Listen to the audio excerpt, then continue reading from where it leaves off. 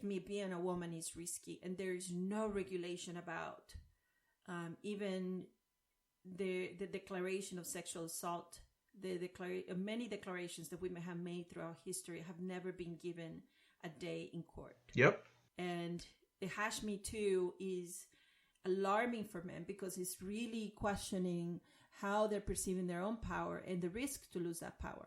And I am okay with that. I am okay with whatever you consider to cost you pain, unless, of course, there is a criminal act involved. But if something cost you pain in a relationship and you felt that was due to the gender inequality and the lack of awareness, I believe that we need to have an outlet to be able to express that. And if these outlets are hashtags, well, welcome.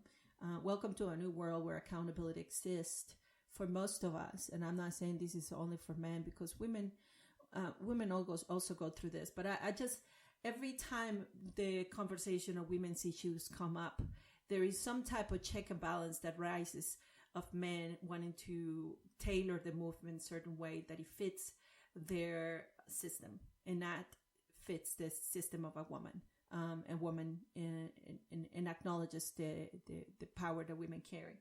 What I wouldn't want is to just kind of sit back and say this is the perception that we have about the issue. Is there two different perceptions? One when you live with it through your entire life, and one when you're coming in after a couple of years or 3 years. Your mom, and thank God for most of the parents, and not just saying moms and dads, that gave good upbringing to men, but it is our charge still to raise the questions even deeper. And I have met men who are so in tune with women that they don't need to hear a no. They feel it, they know it, they understand it, they understand their position of power, sexually even more so.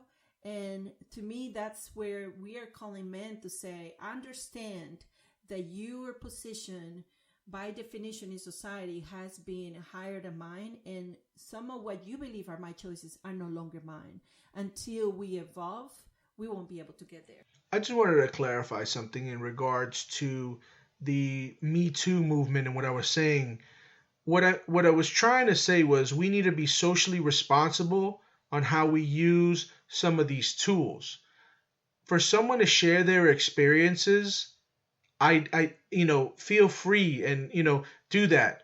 But where I think it's wrong to use that tool in a vindictive way, and maybe I'm not explaining it clearly. You are explaining it. And the reason I love to do an episode with you about this, Leonardo, is because you are one of the allies. We know, I personally know that you have great respect for women and you're a great advocate for us.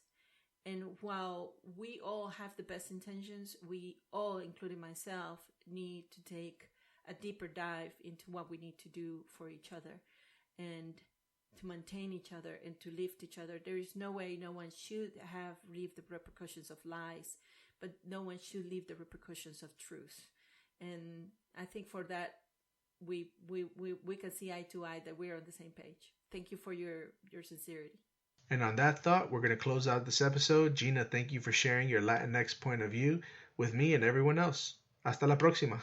Till next time. That's our show for this week. We want to thank you for listening to our episode of LatinX Point of View. We are a bi-weekly podcast every second and fourth Tuesday of the month. Make sure to subscribe so you get a notification on your phone about our shows. And you can also remember to follow us on Twitter at LatinXPOV. Remember to send us a tweet, tell us what you think, and if you have any show topics or ideas, DM us. Thanks again for listening. Y hasta la próxima. Till next time, we're out. We're out.